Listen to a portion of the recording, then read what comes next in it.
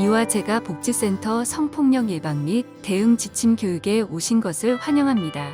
오늘 우리는 재가요양 현장에서 발생할 수 있는 다양한 성폭력 사례를 예방하고 발생 시 올바르게 대응하기 위한 기준을 함께 배우게 됩니다. 지침은 곧 우리가 지켜야 할 약속이며 모두의 안전한 근무 환경을 위한 첫걸음입니다. 이 교육은 기관 종사자와 이용자 간에 발생할 수 있는 성폭력 상황을 예방하고 필요시 정확하고 신속하게 대응하기 위한 기준을 안내합니다. 모든 직원은 이 지침을 숙지하고 실천할 의무가 있으며 이것은 안전한 돌봄 환경을 위한 가장 기본적인 약속입니다. 성폭력이란 성을 매개로 가해지는 성적인 언어나 행동으로 상대방에게 성적 수치심과 정신적, 육체적 손상 또는 고통을 주는 행위를 말합니다. 이는 인간의 존엄성과 성적 자기 결정권을 침해하는 것으로 강간뿐 아니라 성희롱, 음란전화, 성기 노출, 추행 등 다양한 형태를 포함합니다. 또한 일상생활에서 느끼는 막연한 불안감이나 공포, 행동의 제한까지도 넓은 의미의 성폭력에 해당됩니다. 성폭력은 여러 유형으로 나뉘며 그 형태는 생각보다 다양합니다. 첫째, 육체적 성폭력은 상대의 의사와 상관없이 신체적으로 접촉하거나 특정 부위를 만지는 행위를 말합니다. 둘째, 언어적 성폭력은 음란하거나 외모에 대한 성적인 비유 또는 성적 사생활을 묻거나 유포하는 발언을 포함합니다. 셋째, 시각적 성폭력은 음란물 노출이나 신체를 고의적으로 노출하는 행위처럼 눈으로 인지 가능한 방식으로 성적 불쾌감을 주는 것을 말합니다. 마지막으로 사회적 통념을 위반하는 행위들도 성폭력에 해당할 수 있으며 행동의 맥락과 피해자의 감정이 무엇보다 중요하게 고려됩니다. 기관 내 성폭력을 예방하기 위해 가장 중요한 것은 상대방을 인격과 존재로 존중하고 항상 상호 간의 존칭을 사용하는 태도입니다. 기관은 성폭력 예방 교육을 정기적으로 실시해야 하며 모든 직원은 교육에 적극 참여해야 합니다. 또한 동료나 수급자와의 음담패설 같은 부적절한 언행은 반드시 삼가해야 합니다. 일상적인 언행과 접촉에서도 주의가 필요합니다. 외모나 사생활에 대한 언급을 피하고 신체 접촉 전에는 반드시 동의를 구해야 합니다.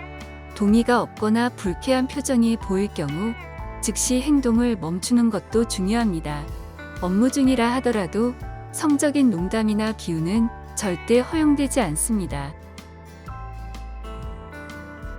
건강한 조직 문화는 성폭력을 예방하는 가장 근본적인 환경입니다.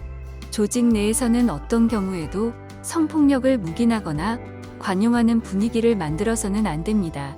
직위나 권한을 이용한 강요 또는 공식과 비공식 자리를 구분하지 않은 부적절한 언행은 엄격히 금지되어야 합니다. 관리자는 회식 문화나 사무실 분위기를 개선해 사전에 위험 요소를 차단해야 하며 사건 발생 시 신속히 개입해 피해자가 2차 피해를 입지 않도록 조치할 책임이 있습니다. 또한 지속적인 모니터링을 통해 부적절한 행동이 확인되면 즉시 제지해야 하며 누구든지 성폭력에 해당하는 언행을 했을 경우 단호하게 대응해야 합니다.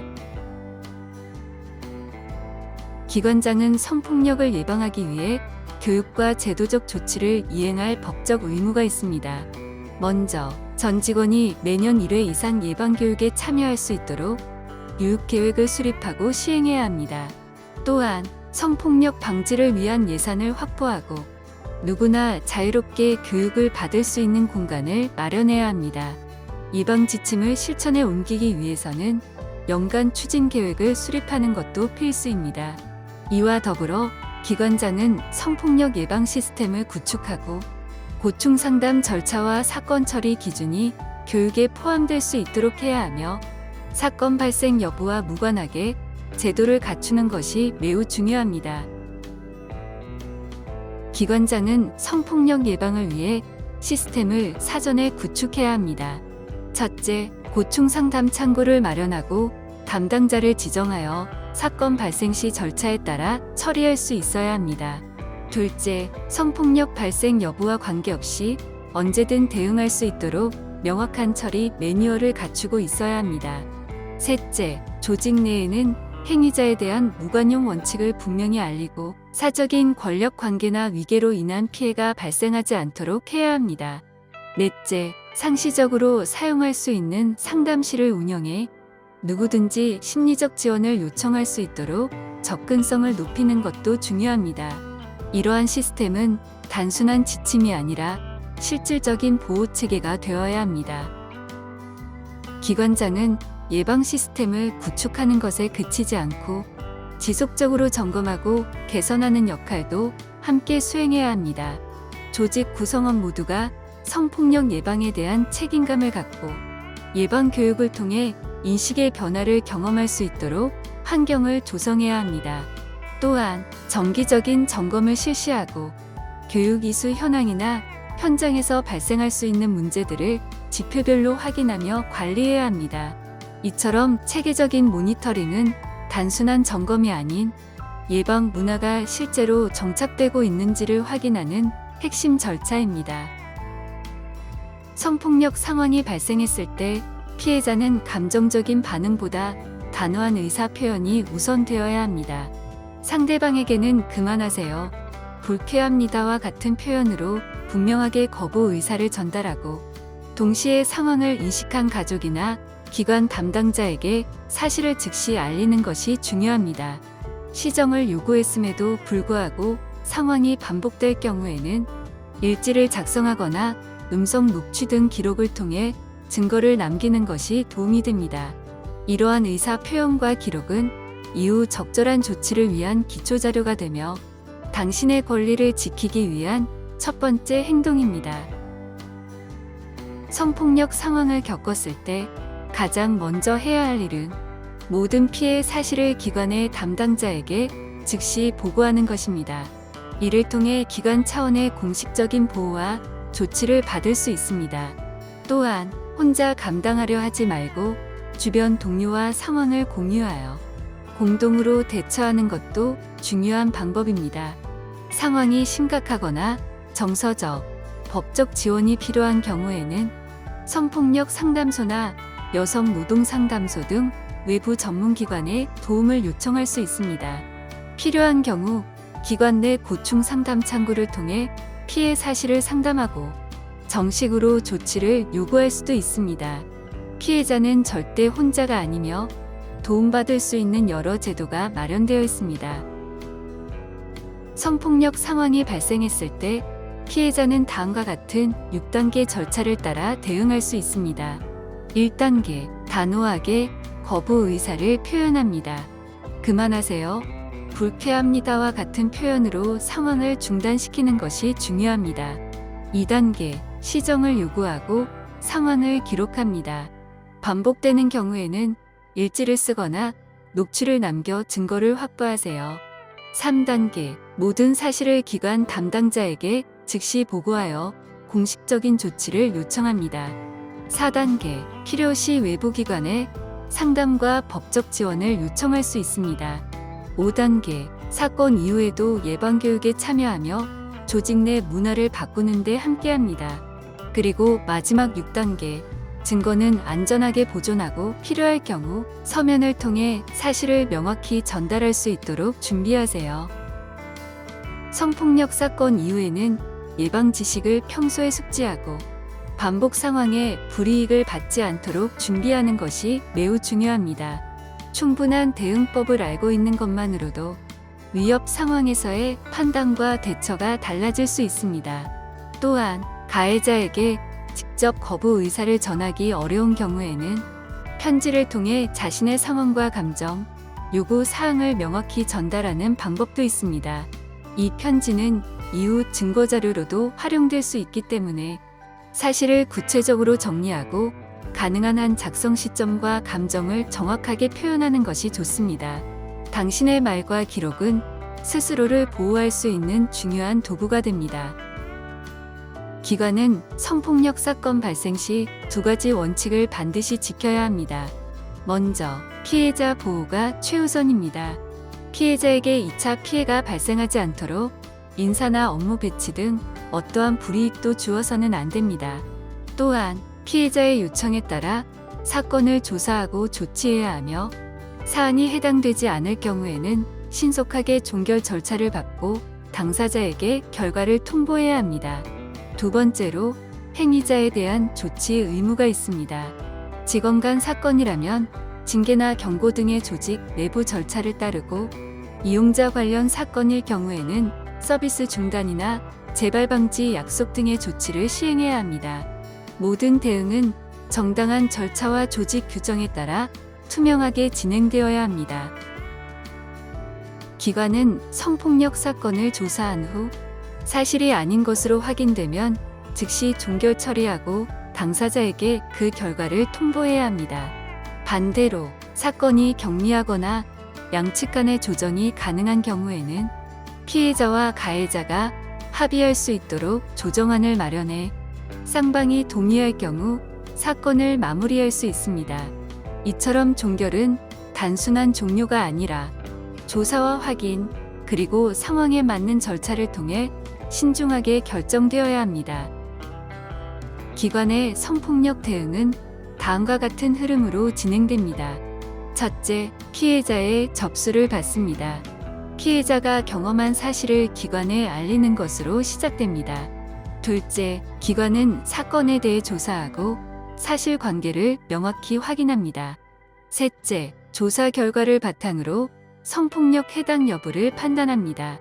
만약 해당된다고 판단되면 징계나 서비스 제한 등 조치를 시행하며 사안이 경미한 경우 양측 조정안을 마련해 합의로 마무리할 수도 있습니다. 해당되지 않는 경우에는 당사자에게 그 결과를 통보하고 사건을 종결합니다. 이러한 대응은 피해자의 보호와 공정한 절차를 중심으로 신속하고 책임감 있게 진행되어야 합니다. 성폭력 사건은 누구든지 신고할 수 있습니다. 피해자 본인은 물론 가족이나 제3자인 동료 직원도 상황을 인지했다면 기관에 상담이나 신고를 요청할 수 있습니다.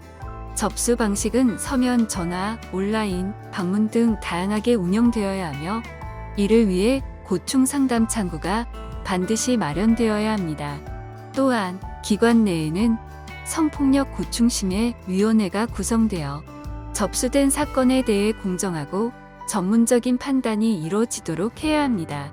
이러한 접수 절차는 사건을 해결하는 첫 관문이자 피해자를 지지하는 중요한 제도의 시작입니다. 성폭력 사건이 접수되면 기관은 신속하게 조사에 착수해야 합니다. 이 과정은 단지 사건을 확인하는 절차가 아니라 피해자의 보호와 공정한 처리를 위한 책임 있는 대응입니다. 먼저 피해자에게 사건 접수와 진행 상황을 신속하게 안내하고 객관적인 조사를 위해 피해자 진술과 참고인, 증거 등을 충분히 확보해야 합니다. 필요시 외부 전문가의 자문이나 참여도 가능해야 합니다. 조사 과정에서 알게 된 개인정보나 사생활은 철저히 비밀로 유지되어야 하며 모든 내용은 공정하고 세심하게 기록되어야 합니다. 조사에 참여한 용의자나 증인에 대한 보호 조치 역시 반드시 이루어져야 합니다. 사건 조사가 끝난 후 성폭력에 해당한다고 판단되면 징계 사유에 따라 정식 제재 절차를 진행하고 그 결과를 피해자에게 정확히 안내해야 합니다. 반면 성폭력에 해당하지 않는다고 판단된 경우에는 양측 당사자에게 사건 종결 사실을 통보하고 필요한 경우에는 재발 방지를 위한 교육이나 주의 조치를 함께 시행해야 합니다. 이러한 종결 절차는 단순히 사건을 마무리하는 것이 아니라 다시는 같은 일이 반복되지 않도록 제도를 강화하는 마지막 조치입니다. 마지막으로 기관의 성폭력 사건 처리 절차는 다음과 같은 흐름으로 진행됩니다. 신고 또는 상담을 통해 사건이 접수되면 기관은 즉시 조사를 착수하고 피해자에게 그 사실을 알립니다. 이후 고충심의위원회 등의 객관적인 검토를 거쳐 사건의 사실 여부를 판단하고 그 결과를 피해자와 당사자에게 안내합니다. 성폭력에 해당한다고 판단되면 징계 등 제재 조치를 시행하고 해당되지 않을 경우에는 사건을 종결하며 필요한 경우 예방교육이나 재발 방지 조치를 병행하게 됩니다. 이 전 과정을 통해 기관은 피해자를 보호하고 모든 구성원이 안심하고 일할 수 있는 환경을 만들어가야 합니다. 지금까지 성폭력 예방과 대응 지침 교육에 함께해 주셔서 감사합니다. 이와 제가 복지센터는 모든 구성원이 존중받고 서로가 서로를 안전하게 지켜주는 건강한 복지 환경을 지향합니다. 우리 모두가 서로의 돌봄 속에서 성장해왔고 노후 또한 따뜻한 돌봄 안에서 존엄하게 살아갈 수 있어야 합니다.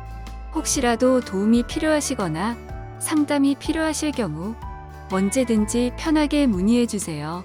작은 실천이 더 나은 문화를 만들고 여러분의 인식이 누군가에게는 큰 힘이 됩니다. 함께 해주셔서 진심으로 감사드립니다.